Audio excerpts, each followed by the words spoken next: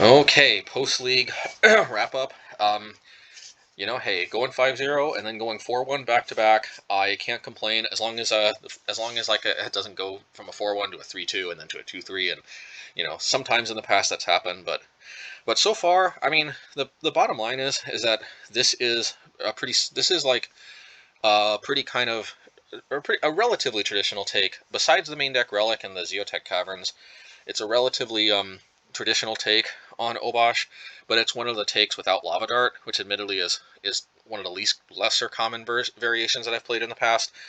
But sometimes I have played versions without Lava Dart, and sometimes when I'm more hot on Flame Slash, I'm a little less hot on Lava Dart for kind of obvious reasons. Like obviously, the more small creatures are in the meta, the better Lava Dart is. The more larger creatures are in the meta, the better Flame Slash is. And I definitely think we're at a point where there's a lot more large creatures running around.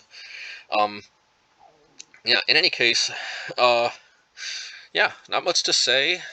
I just, so far I feel like more than anything, Zoetic Cavern has been kind of like a comfort of sorts to like help me feel a little more confident to play 24 lands and like I'm not going to get mana flooded. It hasn't actually come up that much, but as we saw, like it did play a very strong role in that red white whatever it was deck. I call it red white mid range. You know, like sometimes just a 2/2 for 3 mana, as inefficient as this is, plays an important role. Like you do lose some games for just being like just literally having nothing to do. So anyway, we'll see how this continues to do, but I don't think there's much more to say other than that it performed basically like I was hoping. I think green white Heliod is beatable too. Just it is a bad matchup. I think we're probably like maybe 35 to 40% chance to win. I'd like to think we're like maybe 40% chance to win, but who knows. The point is, I don't think we're like a dismal like 20% or something to win like I think we were in some previous versions. I do think the Pillage Blood Moon plan does give us a decent shot, and actually I do think the Oblivion Stones are potentially very powerful. As we saw, there's just a lot of tricky situations these Oblivion Stones can get us out of, including dealing with Uriok Champion. So we'll see. Obviously, it didn't work out that game. And also the Zoetic Cavern can, we may have actually missed, if I remember correctly, we may have missed an opportunity where we could have played this as a 2/2 and blocked an Uriok Champion, and who knows, although we might have ended up winning that game anyway. That would have been the one we won. But yeah, like, I've never actually felt better equipped to deal with pro-red creatures. I mean, think about it. We've got Pyrite Spellbomb, we've got Oblivion Stone, we've got Kozilek's Return, and we've got Zoetic Cavern to be played as a colorless creature.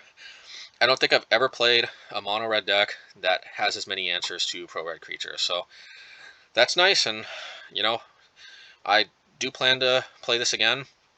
I may not necessarily keep recording these leagues, but I might, so, I mean, let's see. This, I might actually be zeroing in, finally, on a version that I suddenly don't really feel like deviating that much and experimenting much further on. But of course, every time I've said that in the past, I've still had the itch to try other things. But there's just something I like about having this like 12 utility lands.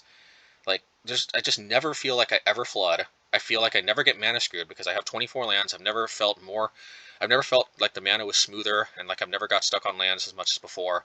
When the mana's running this smooth, when I have this much stuff to do, when I do draw a lot of lands, there's just a lot to like. There is a lot to like. I mean, not having Lava Dart is a little dubious because I do like that card, but having main deck Relic has a lot of power too, and I do think that they don't like Relic doesn't synergize particularly well with Firebolt or Seasoned Pyromancer, but it's actually at least okay because even if you have to remove a Firebolt for your graveyard, 1 mana for 2 damage is still actually pretty decent. But if you have to remove a Lava Dart from your graveyard by cycling a Relic, then basically Lava Dart was 1 mana for 1 damage, and that's pretty poor. So, yeah, I mean, I like that having Relic in the main and having Blood Moon in the main mean that I can cheese a surprising amount of decks, because a lot of decks, are not necessarily equipped to deal with either of these in the main. Plus, they free up more sideboard slots. So, yeah, I mean, I don't know what else to say other than I'm gonna try it some more. Not sure if my next attempts are going to be on camera or not, but going 5-0 and then going 4-1 is a pretty promising start to the interesting new Zoetic Cavern tech. Obviously, some of these decks are not necessarily like, you know, huge meta players, but we can still glean some important insights, including just, you know, sometimes just having access to a 2/2, you know. Sometimes just being able to, who knows, maybe just playing that Zoetic Cavern and being able to chip away at Chandra. Maybe it prevented some type of combo they had. I doubt it, but you just never know. I mean, it was definitely better than just playing a bunch of lands, because without the Zoetic Cavern, I just would have played lands for like 5 turns straight. No joke. So, anyway, yeah, we'll see if you like this content. You know, of course, like and subscribe, and yeah, I mean, where else are you going to see people experimenting with Zoetic Cavern? So, if you want your if you want your daily dose of people playing nonsense like this, I don't know where else, I don't know too many other people that are going to give that. So, you know, we'll see.